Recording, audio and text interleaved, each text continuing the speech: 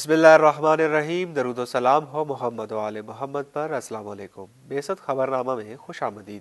31 दिसंबर 2019 रात 8 बजे की मुल्की और आलमी खबरों के साथ मैं हूं असद अब्बास। सबसे पहले नजर डाल लेते हैं आज की अहम खबरों पर। काशाना वेलफेयर होम की साबका सुप्रिंटेंडेंट अफशान लतीफ ने दारुल अमान में पनाह लेने वाली बच्चियों और लड़कियों से मुबैना ज्यादती के हवाले से इंकशाफात करके एक और पेंडोरा बॉक्स खोल दिया है। अफशान लतीफ ने दावा किया है कि काशाना में 2 लड़कियों के साथ ज्यादती की गई। हकाइक छुपाने के लिए दोनों बच्चियों को पागल खाने मुंतकिल किया गया। इराक के दारुल हुकूमत बगदाद में सैकड़ों मुजाहिरीन ने अमरीकी सफारत खाने पर धावा बोल दिया और दीवार पर चढ़कर झंडे लहराते रहे। यमनी फोर्सेस ने एक बार फिर अपनी दिफाई तवानाइयों का मुजाहरा करते हुए गुज़श्ता 24 घंटों के दौरान सऊदी इत्तेहादी अफवाज के 3 जासूसी व जंगी ड्रोन तैयारे मार गिराए हैं। मर्जा तकलीद आयतुल्लाह सैयद अली सिस्तानी ने इराकी रजाकार फोर्स हशद-उश-शाबी पर अमरीकी खूनी हमले की शदीद अल्फाज में मुज़म्मत की है।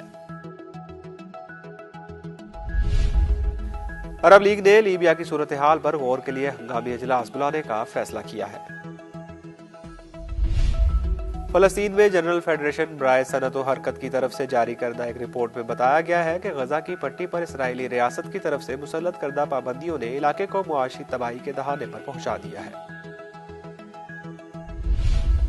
तुर्की में मकामी तौर पर तैयार पहली इलेक्ट्रिक स्मार्ट कार की तकरीबी रोनुमाई हुई, जिसमें तुर्क सदर तैयब एर्दोगान ने खसूसी शिरकत की। ऑस्ट्रेलिया की रियासत विक्टोरिया में लगी आग का दायरा बढ़ता ही जा रहा है और अब तक हजारों फायर फाइटर्स की कोशिशों के बावजूद आग के शोलों को बुहार करने में कामयाबी नहीं मिल पाई है। इस वक्त तेज हवाओं के बायस आग साहिली शहर तक जा पहुंची है और वहां रहायश पजीर 4000 बाशिंदे आग के हिसार में आ गए हैं और उनके लिए फरार के तकरीबन सभी रास्ते बंद हो चुके हैं। भारत के दारुल हुकूमत नई दिल्ली का 1901 के बाद अब तक का सबसे सर्द तरीन मौसम रिकॉर्ड किया गया है। इस तरह सर्दी का 118 साल रिकॉर्ड टूट गया है।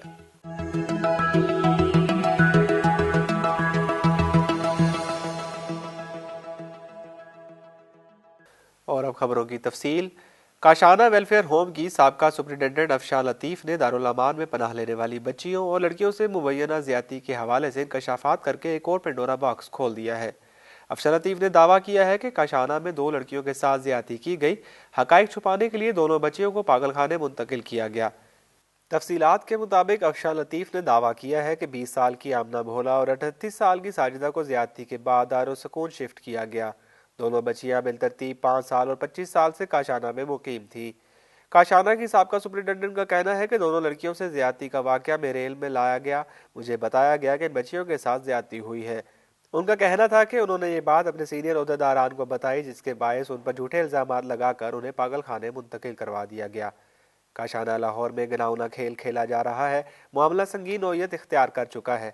उनका कहना है कि काशाना का मामला अदालत में है। साबिक सूबाई वजीर अजमल चीमा अदालती कार्रवाई से पहले खुद को बेगुनाह साबित करने की कोशिश कर रहे हैं। उनका मजीद कहना था कि काशाना में मुझ पर करोड़ों की करप्शन का इल्जाम लगाकर स्कैंडल को दबाने की कोशिश की जा रही है। इराक के दारुल हुकूमत बगदाद में सैकड़ों मुजाहिरीन ने अमरीकी सफारत खाने पर धावा बोल दिया और दीवार पर चढ़कर झंडे लहराते रहे। बैनुल-अक़वामी मीडिया रिपोर्ट्स के मुताबिक इराक और शाम में ईरान की हामी तंजीमों के अड्डों पर अमरीकी फ़िज़ाई बमबारी में 25 से ज़ायद अफराद की हलाकत के खिलाफ मुजाहिरीन ने बगदाद में शदीद एहतजाज किया। हलाक शुदगान की तदफीन के बाद मुश्तइल हुजूम ने बगदाद के इंतहाई सिक्योरिटी वाले इलाके की जानिब मार्च किया और अमरीकी सफारत खाने पर धावा बोल दिया।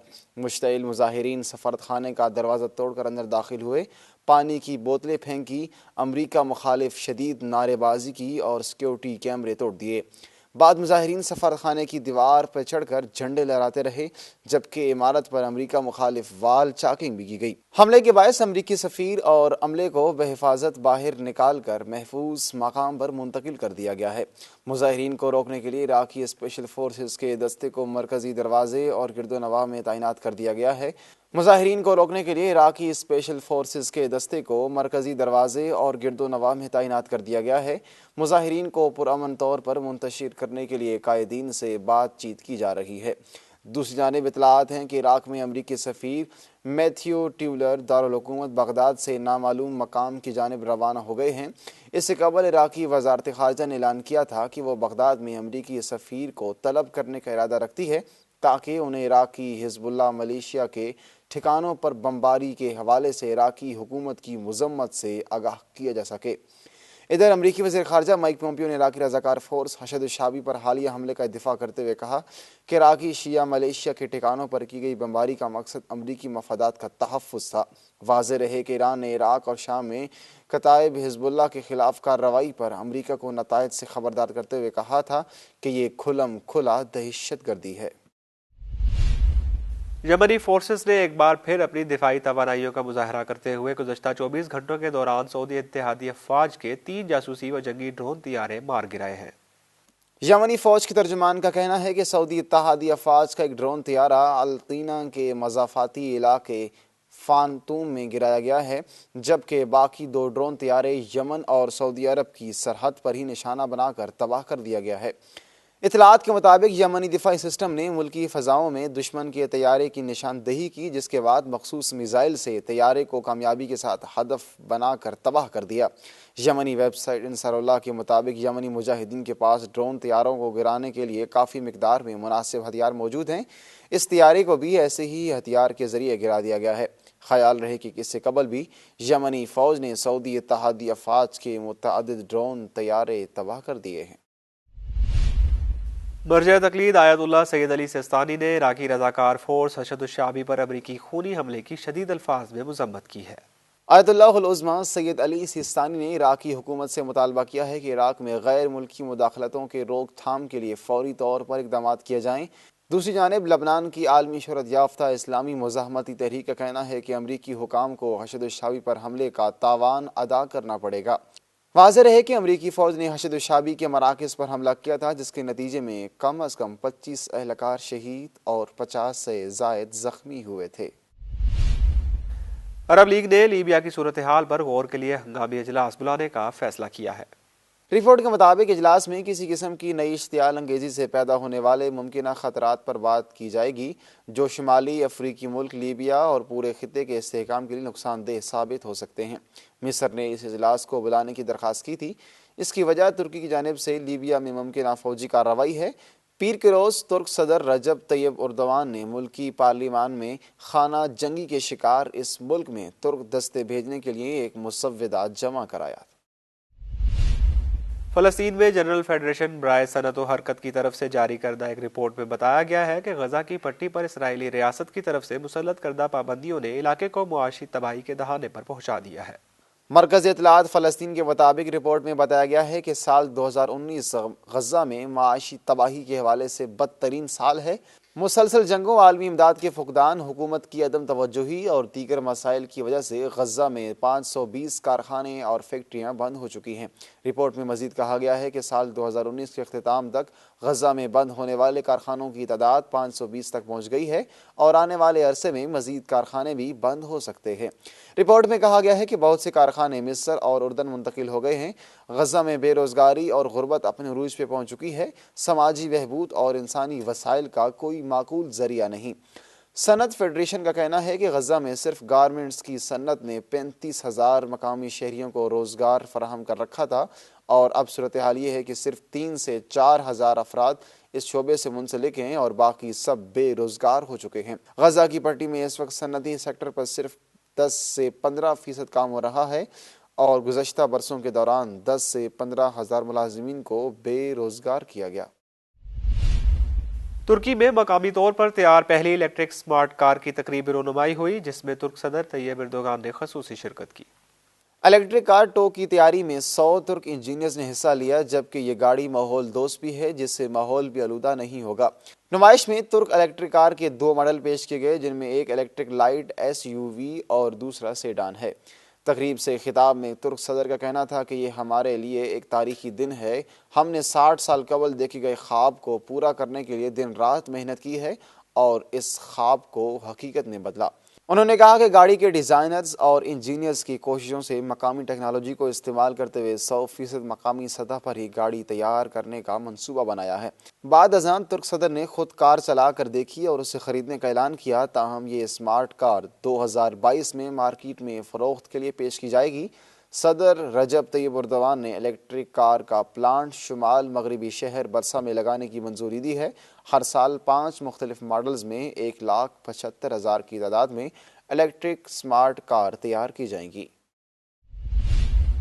ऑस्ट्रेलिया की रियासत विक्टोरिया में लगी आग का दायरा बढ़ता ही जा रहा है और अब तक हजारों फायर फाइटर्स की कोशिशों के बावजूद आग के शोलों को मुहार करने में कामयाबी नहीं मिल पाई है। इस वक्त तेज हवाओं के बायस आग साहिली शहर तक जा पहुंची है और वहां रहायश पजीर 4,000 बाशिंदे आग के हिसार में आ गए हैं और उनके लिए फरार के तकरीबन सभी रास्ते बंद हो चुके हैं। ऑस्ट्रेलिया के जंगलात में लगी आग ने साहिली शहर मलाकोटा में तफरीह के लिए आए और मकामी 4,000 अफराद को 3 अतराफ से घेर लिया। फ्रांसीसी खबरसां इदारे की रिपोर्ट के मुताबिक इन लोगों के पास समुद्र के अलावा कोई रास्ता बाकी नहीं बचा और कई लोग पहले ही आग से बचने के लिए कश्तियों में सवार होकर समुद्र में जा चुके हैं और किसी महफूज मकाम पर मुंतकिल किए जाने के लिए इमदादी कारकुनों के मुंतजिर हैं। इस साहिली शहर में आग से दर्जनों घरों और दीगर जायदादों के तबाह होने का खदशा पैदा हो गया है। ऑस्ट्रेलिया में जंगलात में लगी आग पर काबू पाने के दौरान न्यू साउथ वेल्स में एक और फायर फाइटर हलाक और 2 जख्मी हो गए हैं और आग से मुतासरा इलाकों में दर्जे हरारत कई 100 दर्जे फ़ारेनहाइट तक पहुंच सकता है, जो आसपास मौजूद किसी भी इंसान या किसी और जानदार को झुलसा कर हलाक कर सकता है। जंगलात में लगी आग के बायस ऑस्ट्रेलिया के कई शहरों में नए साल की तकरीबात मनसूख कर दी गई हैं। भारत के दारुल हुकूमत नई दिल्ली का 1901 के बाद अब तक का सबसे सर्द तरीन मौसम रिकॉर्ड किया गया है। इस तरह सर्दी का 118 साल रिकॉर्ड टूट गया है। मौसम सरमा ने शुमाली हिंदुस्तान के बड़े हिस्सों में अपनी बर्फीली गिरफ्त मजबूत कर दी है और ख़ास तौर पर भारत के दारुल हुकूमत नई दिल्ली में, जहां ज़्यादा से ज़्यादा दर्जे हरारत कम होकर 9.4 डिग्री सेंटीग्रेड रह गया है, जबकि ये 1901 के बाद से अब तक का सबसे कम दर्जे हरारत रिकॉर्ड किया गया है। श्रीनगर की डाल झील -6.5 दर्जे हरारत पर मुंजमद हो गई है, जबकि जम्मू में गुज़श्ता 10 साल के कम तरीन 2.4 दर्जे हरारत के साथ सर्द तरीन रात रिकॉर्ड की गई है। दिल्ली और उसके आसपास के इलाके न सिर्फ शदीद सर्दी की लपेट में हैं, बल्कि धुंध और स्मोक से भी लोगों के मामूलाती ज़िंदगी बुरी तरह मुतासिर हो रहे हैं। इलाकाई मौसम की पेशगोई करने वाले मरकज़ के सरबराह कुलदीप श्रीवास्तव के मुताबिक इन दिनों दिन के मामूल के दर्जे हरारत के मुकाबले में टेम्परेचर निस्फ था और दूसरी जानिब माह दिसंबर का सर्द तरीन दिन भी था। दूसरी जानिब कहर और धुंध से भारत के कई इलाकों में ट्रैफिक हादसात हुए हैं और कई अफराद की हलाकतें रिपोर्ट हुई हैं। बेसत खबरनामा में अब तक के लिए इतना ही। अगले खबरनामा तक के लिए इजाज़त दीजिए। देखते रहिए बेसत तालीमी टीवी चैनल। अल्लाह हाफिज़।